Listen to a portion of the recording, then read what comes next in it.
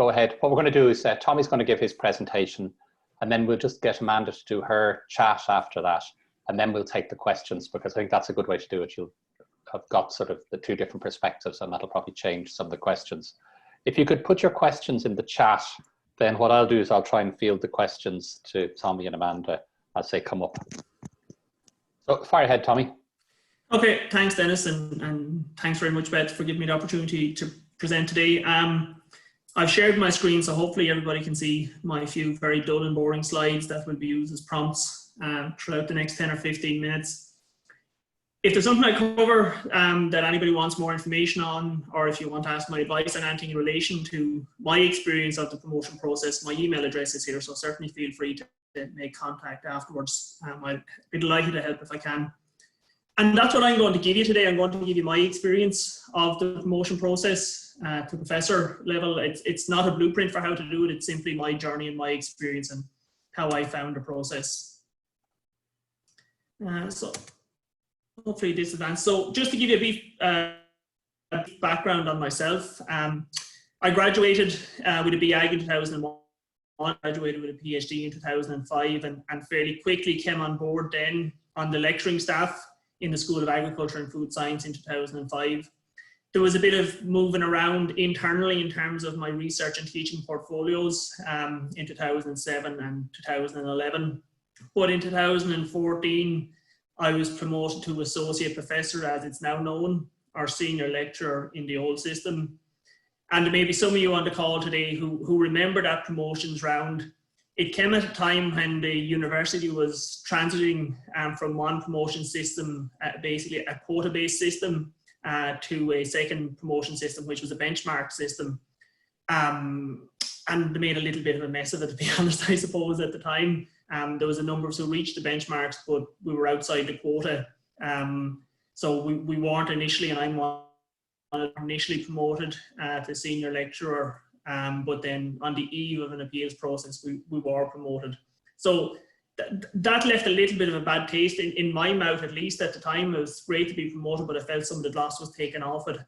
So I did enjoy my promotion to professor level in 2019. So it's still relatively fresh in my head. So hopefully I'll be able to answer your questions on the process if you have any. So just to outline my journey then from associate professor to professor, and it started the day I received notification of my promotion to senior lecturer or to associate professor in the old in the new system, and I felt I was lacking a little bit in terms of my international reputation. So I had a look at what I was strong at and what I wasn't so strong at, and I thought international reputation was something I lacked, and people probably didn't know me internationally to the extent I wanted and I felt was required to make the next step. So I set about rectifying that.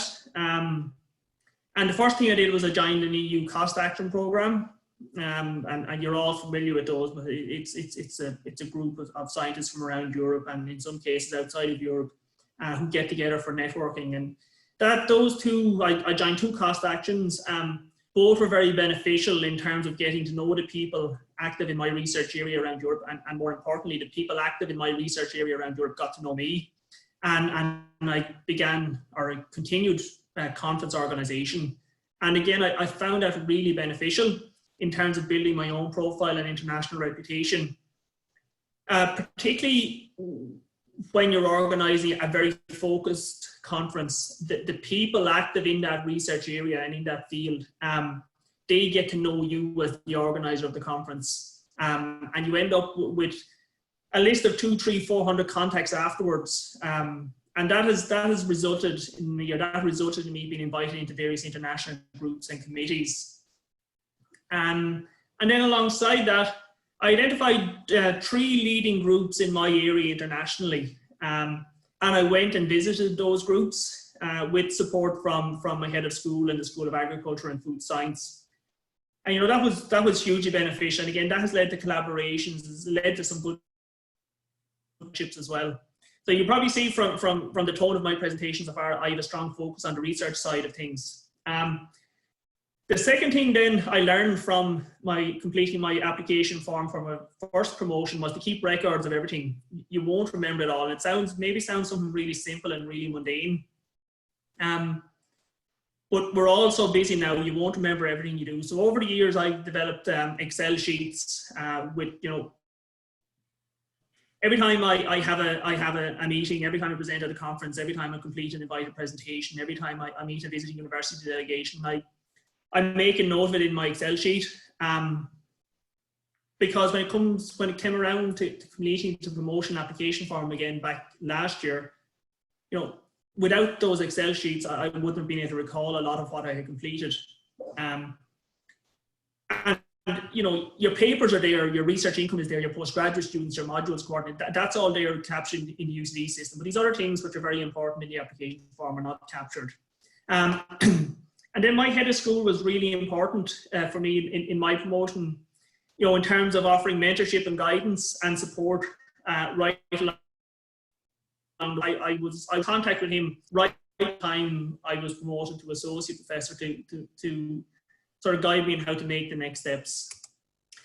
Then in terms of the process, or I suppose really say my process here, the first step I took when I thought I was at a level suitable for applying for promotion to professor is I put together a one-pager kind of highlighting my KPIs or, my performance since my last promotion. And I went down and had a chat with the head of school, telling him this is my case, this is why I think I should be promoted, and, to get his opinion on that.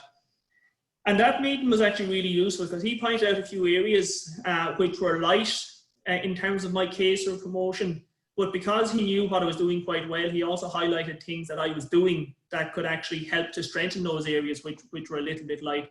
And in my particular case, that was particularly on the teaching and learning side of the house. I also discussed with some of my colleagues within my section and within my school who I knew had recently been promoted. And in fairness, the two people in particular who had recently been promoted, when I was asking their advice, both of them offered and made their application forms available to me, which was great. It gave me some bit of a template to work from. It was also a little bit confusing because both of them had taken kind of different approaches to completing the form. But I suppose it gave me some idea of what to work from. And it also showed that there's not one single way to do this. Both had taken quite different approaches and both had been promoted.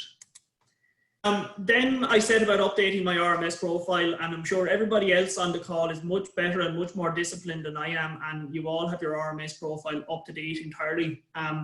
Now, with the risk of offending anybody involved in the RMS system, I don't like the RMS system, and I'm not quite sure it likes me. And there was copious coffee and occasionally whiskey consumed in the completion of my RMS profile. And that did take quite a lot of time. So at least in my case, I had a lot of kind of contributions which didn't fit neatly into the RMS system, and it took a bit of time to get those included. Next thing I did was set about getting something down on paper. So anybody who's looked at the form, and I'm sure if you're considering promotion, you've looked at the form at this stage, you have what I call the front end, the free text sections at the beginning. So my advice in that regard, and what I did, I got something down on paper. It's much easier to edit something than to write into a blank space. And I probably completed that front end twice. I initially wrote it and then I set about editing it afterwards. But get something down and start to work from there. Get people you trust then to review your application prior to submission. This was really beneficial in my case, at least. Few people I know well, I asked them to review it. I told my friends when I read some of the comments, I wasn't quite sure afterwards, but I did get some really good feedback. What you want from those reviewers, you don't want a cheerleader, or you don't want criticism for the sake of criticism. You want constructive critique, things you can build on and improve. Some of the comments that I got, one described it as very comprehensive. The other fellow, who was a Kiwi, wasn't quite as polite. He just said, this is heavy going, and that showed me that for people who knew me and knew what I'd done, they found my application impenetrable. So I had to say about making it more accessible to the external viewers, because if somebody doesn't know you, it'll be even more difficult. And then with the selection of the appropriate external reviewers, I was very careful to avoid any potential conflict of interest. And the reason for that was I was afraid it would delay the process. It's already a long process. I didn't want my application to be sent out for review and come back, and then for it to be discovered there was a potential conflict of interest. So I ensured there was quite a degree of separation between myself and the people I was suggesting as external reviewers. So moving on then quickly to the form itself, the front end are the free text entry sections, which are controlled by character limits and which do not like various symbols. So the formatting is a bit of a nightmare. No, they're the most important. And the front up statement of achievements, I think, is really important. It's like the abstract for your funding application. It's what draws people's attention to what you're doing. So what I tried to do with that was to tell a little bit of the story and you know, put a little bit of myself into it, that I was applying as a person, not just as an academic. So I tried to build my career around my personal story. I used bullet points to make the information accessible. And then you have to develop a hierarchy of your achievements. You know, so not everything you do can go into that first summary paragraph or statement of achievements. And, you know, just my personality in the area working, I used hard data and details where I could, you know, a H factor of X, you know, Y number of students graduated, a certain amount of euros of funding obtained, that type of thing, and just, you know, highlighted those big metrics up front. You know, much of the information then at the back end of the application form, all those tables, they will be populated directly from your RMS profile. Now, it doesn't mean it'll be all perfect, and you will need to review that in fairly close detail. You know, I found in some cases a number of my research grants were listed as a €0 value, and it's not quite a considerable sum of my overall research income. In some cases that could be rectified. In other cases it actually wasn't rectifiable, but there is a section at the front of the application form as well where you can add in any additional information. And I just made the point of my funding being underrepresented in the form. And then some of the other contributions, as I've already mentioned, need to be entered manually in the RMS system. I do a lot of kind of industry meetings, you know, given I work in agricultural science, so a lot of farmer meetings, discussion groups, etc. They all make an important contribution to the impact of our research, but they're not easily captured on RMS. So a little bit of work there in getting that right. Then in terms of the overall experience, it's time consuming and energy consuming. Probably what I found the most onerous was the RMS population part of it, because I hadn't, while I've been keeping my Excel sheets, etc., of my what I was doing, I hadn't been putting it into the RMS system. And for a long time, I told myself I was too busy to do that. And it was actually only when I was on sabbatical leave in New Zealand, when much of the day-to-day activity around Belfield was taken out of the equation, that I actually found the time to start and to submit the application form. It was submitted in December 2018, and the outcome or review of the result in November 2019. So that was almost a year. Now, in fairness, anytime I emailed in terms of updates, I got a prompt update telling me where my application was, whether it was within the city, outside, you know, and the meeting dates for the promotions committee are listed on the promotions website. You know, I said earlier that a couple of my colleagues gave me their application forms to review, and it was good. I was being hammered by imposter syndrome quite frequently as I was reading through other people's application forms, because you'd read something that they'd done that was really impressive. You think, oh shit, you think, oh geez, I haven't done that. You know, I'm not going to get promoted. So you just have to try to push that monster back down into the hole as much as you can. And then the other thing I'd say to anybody thinking of applying is, don't let doing your job get in the way of building your career. We're very, very busy, and we can all find reasons and things that are more important than actually completing your application form. And the fact now that there is no deadline on the promotions application process is really kind of, you've no, you know, so you can always do it tomorrow. I would think anybody that's and this is just purely my own opinion, anybody who's thinking they're ready to submit their application form, go ahead and submit it or start the process. With the current economic climate as well, I'm not sure how much longer it will continue. So get it in there if you think you're ready to go. And then finally, in the preparation for today, these are just some of the random thoughts that popped into my head. For my expert reviewers, my nominees knew me, and I think they had a good opinion of me before I nominated them.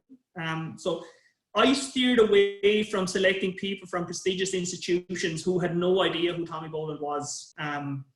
You know, I tried to identify people from prestigious institutions who knew who I was, at least at some level.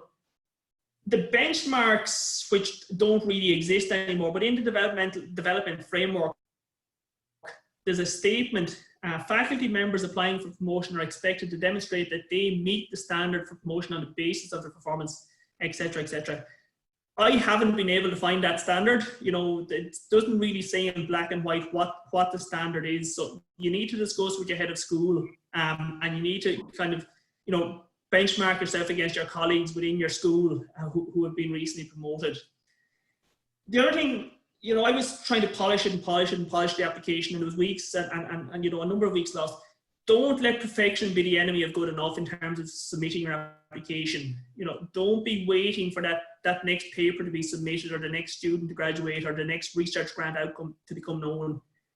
If you're depending on one metric like that, you're probably not altogether ready to go for promotion. You know, so don't be always waiting for the next thing to come true. There is no deadline. You know, that's not a good thing. As academics, we're deadline-driven people. Without a deadline, we won't do something. In many cases, even with a deadline, we don't do something, or maybe that's just me. But the fact that there's no deadline is not a good thing. You can always do, as I said. And then the outcome. You know, if you're successful in your application, and hopefully anybody who submits their application is successful, enjoy it and celebrate it. It is an important milestone in your career. But similarly, if you're unsuccessful in your outcome, it doesn't define you. It's only a marker in your career. And, you know, what I'm saying that is that the people that mean something to you in life, and that you mean something to in life, they won't care if your email signature contains associate professor or professor. You're still the same person afterwards. So I'll leave it there with that. And if there's any questions, then I'll do my best to answer.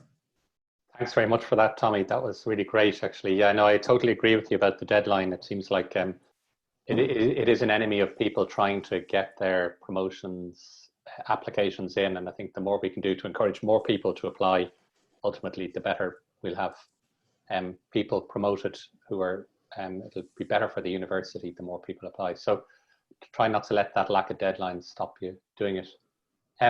Maybe what I'll do now is I'll just remind people that you can ask questions in the chat, and you can be typing them away as you're thinking in reaction to what Tommy said and what Amanda said. But before we take any questions, I'll just get Amanda to give her talk to you. Thanks, Amanda. Thanks, Dennis. So I was delighted to be part of this workshop, and it's lovely to see so many familiar names, and as I say, delighted to share my own personal experience similar to Tommy's in relation to the whole process. So I had applied for promotion before the system had changed, and I suppose I was very unhappy when I wasn't successful in that process. But I did ask for feedback from the School of Medicine at the time, and we had just come through the recession, and there were very few appointments being made at that time because of the recession period. But one of the most valuable things that came out of that feedback was that I needed to get a mentor. Now, I was already mentoring individuals, and I sort of felt, oh my God, you know, do I really need a mentor?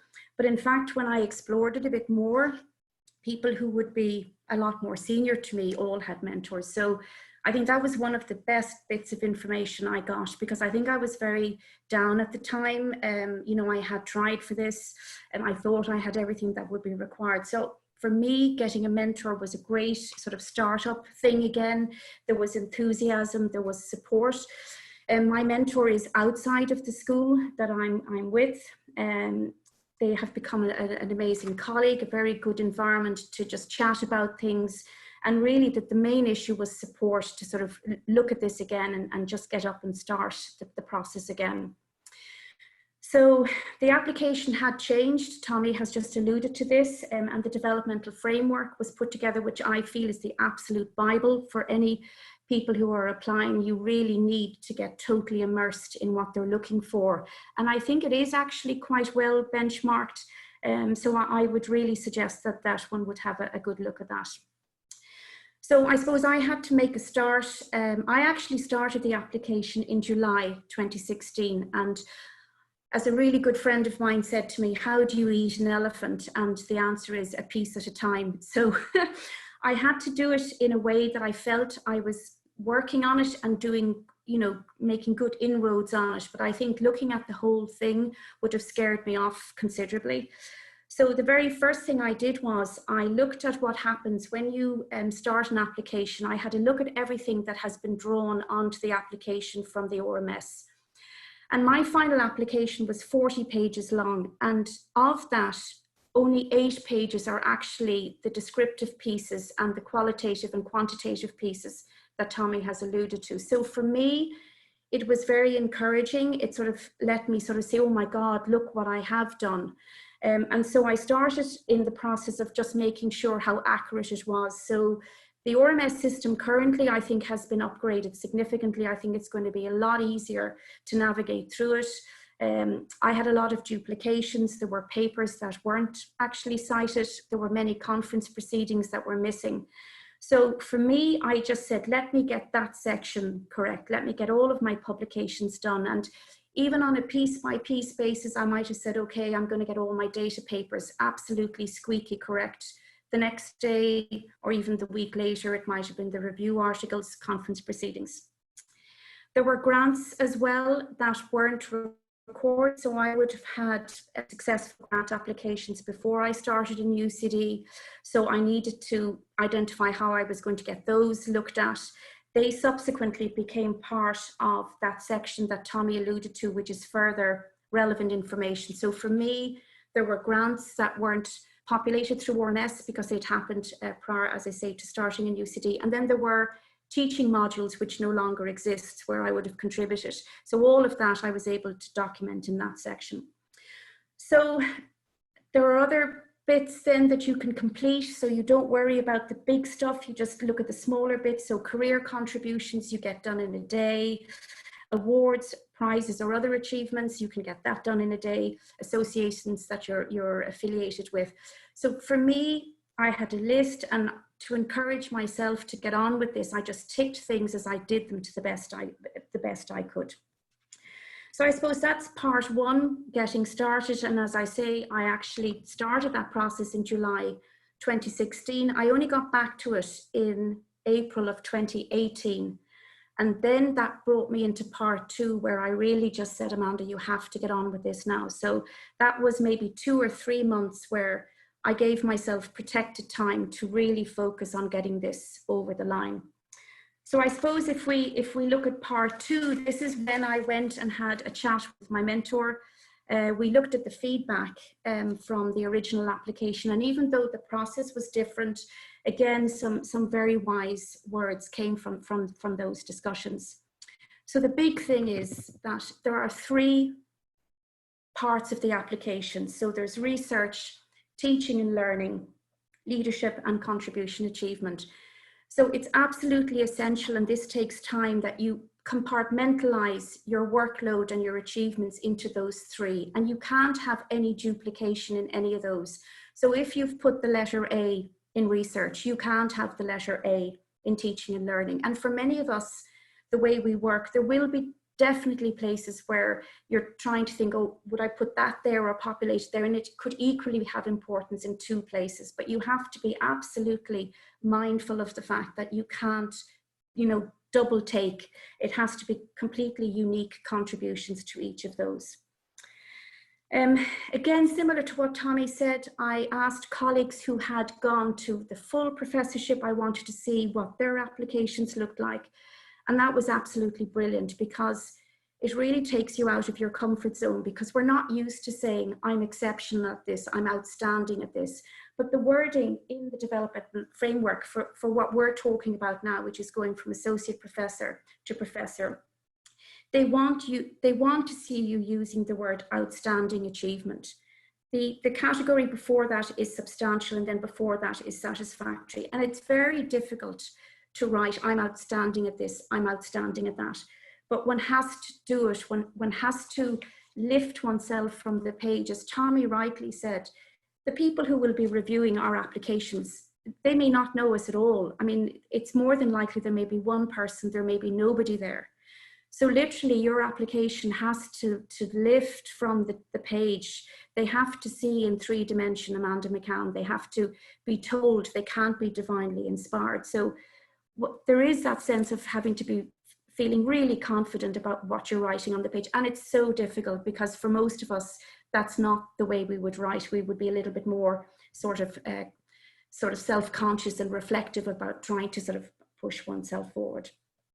So I was reading other applications and that was really, really good. I then identified readers. I didn't share my application online, but I did get 3 readers. One of them, well, 2 of them knew me very well. One of them wouldn't have known me from the point of view of what my academic contribution has been. And I think it's really good to get somebody who doesn't know you that well to see how they reflect on what you've written and whether they sort of get that sense of, oh my God, I didn't realize that you had done so much. Again, similar to the way I approached the RMS, I just took it a section at a time and I said, okay, I'm going to start with the easiest section, the one where I don't have to sort of think of outreach or contribution. What are the sections I can get done? And I will feel again, giving myself positivity in it. So the first one was the publication. That's easy. H-index, citations. Again, I couldn't agree more with Tommy. I bulleted quite a bit of the information in that section to have air in it so that people can navigate through it quite easily. Funding is another metric. You don't have to think too much about it. It's either there or not there. So I gradually worked my way through the sections. I didn't worry too much about the word count or character count at the beginning. I just wanted to get that canvas started because it looks very blank. The moment I got a section done, I got people to start reading it. And one of the readers got back so quickly. So there was a constant thing of, Amanda, where's the next bit? Where's the next bit? So, you know, to have readers and people who will track changes was just phenomenal. 2 of the things which are now added, which are different from when I applied, innovation and impact used to be one section. That's now 2 separate sections. So I think for anybody applying and you know, look at impact from the point of view of those 6 core values, collegiality, creativity, diversity, engagement, excellence and integrity. Just look at those from the point of view of impact. Something I would be very passionate about is patient, public and professional engagement. And I think it's absolutely fantastic that the applications now include that in the leadership and contribution. And I would like to sort of say at this stage that Aideen Leahy and Thilo Kral have been absolutely instrumental in getting this onto the promotions application process. And I know that it's hugely supported by Orla Feely and her offices. So it's absolutely fantastic to see that there. So that's part 2. And then part 3, I suppose the final part was, and maybe even to start this a little bit earlier, you need to think about 3 people who will critique you. There is a conflict of interest document, which is really well worth reading. So it'll help not have a potential conflict of interest, like the obvious ones. Have you published with your assessor in the last 5 years? I wrote to each of them. I asked them, would they be willing to be an assessor? I told them that I wouldn't be in contact with them again until the process was completed. And in the end, when I was successfully promoted, I emailed each of them separately. I didn't ask who gave the review because at that time, one of my suggestions would have been asked to review, but I just thanked all of them, whoever it was, for the contribution and that it had been successful. The 5 assessors that the head of subject or sort of head of school nominates, again, at my time, I believe 2 of those would have been asked. I don't know who they are. From the workshops that Mark Rogers led on at the very start of the new promotions prospect, he was saying, as we know, gender balance, look for geographic location. And so I was very cognizant of that, you know, thinking about potential assessors and then the discussions that were with the head of school. So I suppose one of the things that has been a real advantage to me, and this is coming to the end of my own personal reflection, is that I was very happy to think about unique sort of inceptional projects. So I'm very proud of the fact that, you know, I sort of started with the SSRA program, the Summer Student Research Award. I've also been very much involved in the, you know, bringing patients into the research circle. So these are things that at the time when I started doing them, I did them because I was very passionate about it. There was no question of, oh, this is going to help with a promotion or anything else. But I think if there's something that you're uniquely proud of, that you've really made your own, and it wasn't there at the start, I think that's really, really strong to have something like that. And I think it undoubtedly helped. So my parting words would be, have a mentor, find a mentor, get somebody who you really can have very frank discussions with, get really good readers of your work, be very open to absolutely following the developmental framework, use the words they're looking for. Outstanding is the process we're looking for here. I wasn't outstanding in all things, far from it. And when I wasn't able to say I was outstanding in something, I used the category before that, which was substantial. Or indeed, there were some sections where I had to say I was satisfactory. So not to be nervous of that. And yeah, in February, I was watching a TV program. I'm not even going to say what it was, but anyway, I was watching a TV program and the letter came in from promotions saying, Professor Amanda, whatever. Then the computer died and I was saying, oh my God, so this was 8:30 in the evening. I ran downstairs. It took 10, 15 minutes to charge the blinking computer. Anyway, charged it up, had a look at the letter and found out then that I was successful. So it was a very emotional email. I was absolutely delighted because it has taken me a little while to get there, but I hope that gives you some idea of the process. And similar to Tommy, I've already spoken to colleagues before about the promotions aspect and very happy to read or help or discuss with anybody at any stage. So that's me. Great, thanks very much for Amanda for that. I'm really impressed by how you can just speak to all of that without much notes. Maybe you got a lot of notes stuck up on the wall there, but there was a lot of really valuable stuff there. And I think it's great to see someone who's not been successful at promotion, you know, sort of learning from it and actually getting some benefit out of it in the long run. It is a tough grind to take the negative feedback of not being successful, but I think people just have to keep chipping away and hopefully not take it too much to heart. We have a number of questions that come in, so maybe what we might do is we might just get going with some throwing those questions out to you. And there was a question for you, Tommy, from Marguerite. She was just wondering, any particular reason why it took them so long from you handed in your application to them giving you the results? What was that?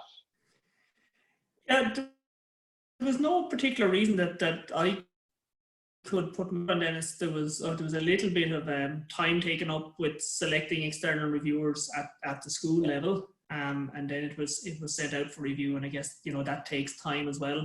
And there was quite a lot of applications at the various levels to be worked through at the time, and as I understand it, there is a limited number of applications that can be dealt with at each committee meeting. So it was just a volume of applications, and then it extended through the summer months as well. So that probably, you know, August would have delayed it a little bit as well, I suspect. Now, you know, you like to think once you submit your application, that job is done. But no, I did find it was on my mind once it had been submitted. But in fairness to the promotions office, if I ever had any queries, I asked them about the state of play with my application, and without being, you know, telling me exactly what the situation was, they were able to provide guidance as to whether it was likely to appear at the next meeting, etc. Yeah. Very good. Thanks for that, Tommy. Yeah, there was Mary Casey was asking just stuff about the promotion committee dates, and I think there were a few replies to say that they meet about 9 times a year, but the dates aren't really out there. I guess these things may just depend on whenever the calendar is put together for that committee, so it may not, especially with all the changes, it may not be a fixed time. If you know anybody on the promotion committee, they'll probably have a better idea when the dates are. The other question Mary had was, do you only mention the newer achievements to avoid duplication with your previous promotion? Anyone? So in what? Sorry, Amanda, you go ahead first. So I suppose when I didn't get it the first time, at that time, the advice was, you know, to review everything in the last 5 years or whatever else. Now, when I didn't get it that time, when I went into this one, the new version of it, I absolutely gave a real broad stroke. I concentrated on the more recent things, but I certainly gave an indication like, you know, 22 years teaching, that sort of stuff. But then I sort of concentrated on the things that had happened possibly more recently. But I wasn't exclusive to the last 5 years. I really wanted this promotion.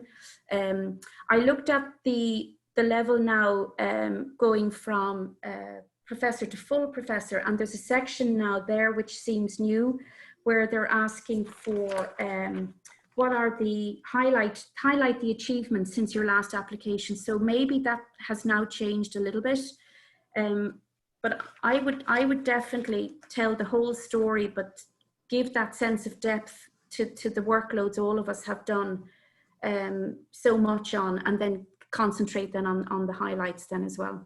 Yeah, and I'm guessing that the external reviewers they won't be so concerned about making that distinction. They'll probably just be looking at you as a person and as a whole of all your achievements in your life, even the stuff before you came to UCD. Even if UCD is only really more interested in what you've done since UCD, I think the external reviewers will take that into account, I'm guessing. Do you have anything to add on that, Tommy? No, just to fully agree. I presented the picture as a whole, but with a focus on what I had achieved since my last promotion. You know, so yeah, it's important to present a rounded picture, I feel. And another question there from Mary was, can you list those 6 impact points? I'm not sure who that was for. Do either of you know who? Those are the 6. So the 6 core UCD values. I just reminded myself of them this morning. So collegiality, creativity, diversity, engagement, excellence, and integrity. So I think in addition to looking at the sort of the wordings of each of the sections on the developmental framework for faculty, it's no harm just giving evidence that you're aware of UCD's core values as well. Yeah, I guess those things will come across well. If you emphasize those, they'll come across well again to an external reviewer. So it's good. It's probably useful. Yeah. Another question from Marguerite was, did you have to enter something for every category box, like for innovation and impact? Or if you're really strong on impacts and not on innovation, could you just fill in one box? Any thoughts on that? I certainly try to steer away from leaving any empty spaces on the application form. And I think, you know, we all probably have something going on, or have completed something that would feed into innovation and impact. And I just don't think a blank space looks well. Now, you don't try to make up something, but it's important, I feel, to have something in each box that appropriately fits into that box. And it was mentioned during the presentations there about duplication. Interestingly, when I refer back to the previous promotions where I was initially unsuccessful, and we met with the promotions committee, and they said to me at that time at the feedback meeting that you have something entered in box A, but that would also make an appropriate contribution under box B. And exactly as Amanda had suggested, my response was that would be duplication. And the feedback I got at that stage was, no, it's not duplication. It's meeting a different criteria. And, you know, in the development framework now, it's addressing a different challenge on the development framework. So I was less, I suppose, militant and strict than Amanda in terms of that. If I had a piece of work that could, you know, feed into teaching and also into impact, I listed it under both, but made the differentiation. And I actually referenced the fact that I had previously listed that under an earlier category, but I'm listing it here again because it was different and it also made a contribution in that regard. Mm-hmm. Yeah, so for instance, in the leadership and contribution achievement, there's a section there, professional clinical service, which is not applicable to me as role. I'm a basic scientist. So I would maybe clarify that, you know, this is not applicable for me. And also if in other sections there might be there would be a place, just like Tommy was saying, I would say, if the box was looking blank, I just say, please see section 4. So I was telling them that this particular thing they're asking me has already been dealt with and presented in section 4. So it wasn't leaving it blank. It was just saying, look, that information is there. Yeah, and then the professional clinical service, that's not applicable. So, you know, I'm not doing clinical trials. I'm not looking after patients. And, you know, so those ones, sometimes when one gets tired with the application, you try and do the ones that don't really need much because you can't. And then it's another box. So at the moment, there are 17 sections. So the joy of just being able to tick, well, that box is done, you get on to the next one. You just take it a chunk at a time and not look at it in the big thing, because it's just, you know, difficult to keep going with it. So one thing that both of you mentioned was how important it was to have support. In Tommy's case, it was head of school, and in Amanda's case, it was a mentor who had been guiding for a period of time. So I'm guessing your head of school relationship is something that obviously you need to foster very well, but you don't always necessarily totally control, because your head of school can change in the middle of your planning around this, or different things can happen. But a mentor relationship is an interesting one because it can be there for you and keep going for a while. And obviously, Amanda, in your case, your mentor is an individual, and how you chose him is a bit individual. But just from having your own experience of mentoring and your experience of being mentored, do you have any sort of recommendations for people when thinking about choosing a mentor, particularly in relation to their promotion sort of aspects of their career guidance? Well, for me, it was phenomenal because, as I keep saying, it was sort of a safe environment. You could just have a conversation. Now, the head of school was exceptionally supportive. I suppose for me, the real strength of the mentor was that it was a time where I was, you know, quite disillusioned about not having got promoted, and they played a seminal role in you know, getting me up and running again, and are still exceptionally supportive. So you just can't underestimate it. It's a sort of a lovely neutral ground. I think if you can have a mentor maybe who is really au fait with the promotions application, that's very, very useful.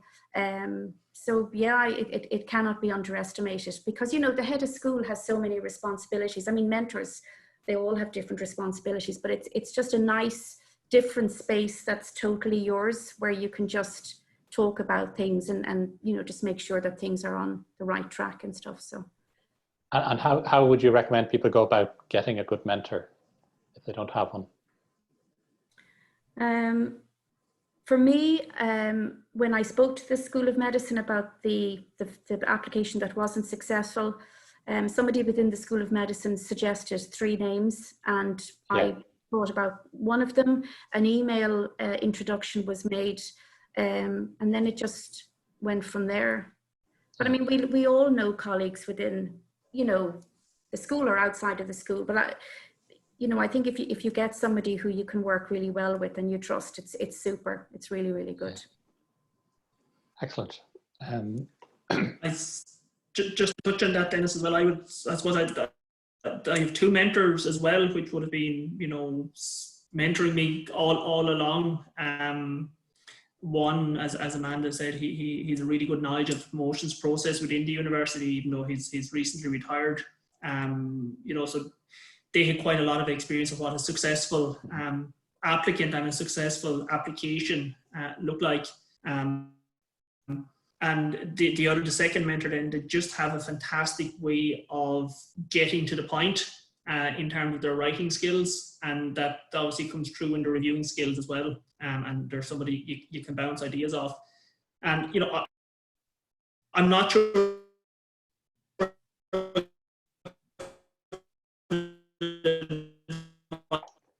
anybody in how you select a mentor, but it needs interest as well, and that they're, like I say, they're not going to be a cheerleader. I think that's the last thing you would need in a mentor, that they're able to be constructive and critical when it's required. Yeah, very good. If anyone has any last questions, just type them up in the chat box there. And we have a few people just expressing their strong thanks for you both for two really excellent presentations. But before we finish up, was there anything in terms of having listened to each other's experiences? In a lot of ways, actually, your experiences seem remarkably similar to me in a way. So I didn't see a big contrast between what your experience of the process was. It seemed to take a lot of organization, a lot of management. Was it 2 months, you said, Amanda, that it took you? You spent, it was quite a long period of time. You started, I think, 2016, submitted 2018, is that right? And then, so in 2016, I was enthused during the summer months to get all the RMS done. So when I got back into the academic year, then I had other workload responsibilities, so I didn't get back to the application until the March of 2018. But then I really was getting annoyed with myself because it wasn't getting shifted from the desk. And then I took some protected time and I literally said, that's it. Nothing else is going to be done for this. Did you say that protected time period took up, how long was that? Was that for? I'd say from the start to finish, maybe 2 months. 8 weeks. That's quite a big commitment, considering it is largely about those 8 pages of text. But I suppose it's about reflecting on your career and trying to condense it, and it does seem to take a considerable amount of time. Was your experience similar, Tommy, in terms of the amount of effort that you required? Yeah. I suppose the initial population of the RMS took quite an amount of time from my perspective. And then getting in and writing those front end sections, you're cracking up a little bit there, Tommy. I say I probably spent some. Can you hear me now, Dennis? Yep, they've come through again. Great. The kids are back from cool camp. Maybe they've turned on YouTube or something, and it's the rural broadband I'm dealing with here. No, I was saying the initial RMS population took quite a substantial amount of time in my case, and then writing the front end, and minimizing the overlap, and making the message clear. I found it difficult enough to do that. And so that took another possibly 2 months to get it to a position where I was happy with sending it to somebody to review it. And it took another couple of weeks then when I got it back, just to consolidate those comments. Yeah. It's a big time commitment, but I think we all have to be a little bit more selfish when it comes to our promotion applications, and starting to set aside some of that time. And I would be probably thinking selfish more within the office than within the home. I think you need to set aside some work hours for this to make progress on it. Yeah, and ultimately, I think actually forming that clearer view of who you are in the university, it's good for the university that people are reflecting on these things. So it isn't actually wasted time, and it's actually a good contribution quite outside of the promotion. And one question that Alan Fahy had was whether P4G played much of a role. I know it only really kind of kicked off when you were probably near to submitting or after submitting. Any comments on that? P4G was after I submitted. Yeah. So I think it's the mentorship thing there is critical. Your P4G mentor may be the ideal mentor to have, but if you don't feel, I'm guessing you'd probably recommend, if you didn't feel that your P4G mentor was particularly well aligned with, say, knowing enough about the promotions process or just being the right kind of broad mentor, but ideally the P4G mentor should be able to to fill this role very well. Yeah, so I think that's all the questions we have for you, and I'd like to really thank you both. They were really 2 excellent talks, and I learned a lot today, and that was very useful. So there's going to be another one. Beth will send around the details of the next meeting. But thanks very much for listening. And I think, in fact, the people who can't make it today, who will benefit from the recording, I think I'm glad we've done that, and I hope it works out well. I think the recording button was up there for the whole thing. So flashing away there, so I'll send it to people who registered for this. Yeah, so it's really excellent. So thanks so much, Tommy, and thanks, Amanda, and hope to see you all at the next workshop. Okay. Thanks Thank very you. much. Thanks, Bye. Beth. Thank you. Thanks, everyone. Bye.